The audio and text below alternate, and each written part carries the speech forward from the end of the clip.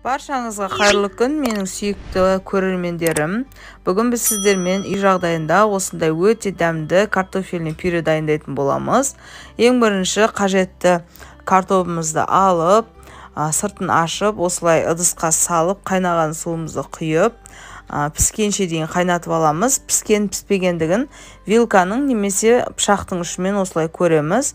Және де піскен картобымызды ыдысқа бөлек аламыз.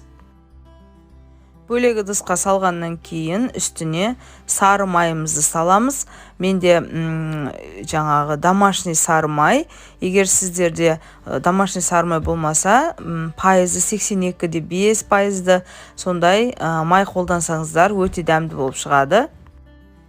Майды салғаннан кейін жақсылап осындай пюре езетін арнайы құралмен жақсылап пюрені еземіз. Және де аз-аздан бөле отырып сүт құямыз. Мен пюренің қатты қою емес, орташа сұйықтықта болған қалайым. Сол себепті сүтті көбірек құямын. Және де блендердің көмегімен жақсылап езіп аламын. Егер сіздерде блендер болмаса ештеңе етпейді, жаңағы пюре езетін құралмен де езсеңіздер болады.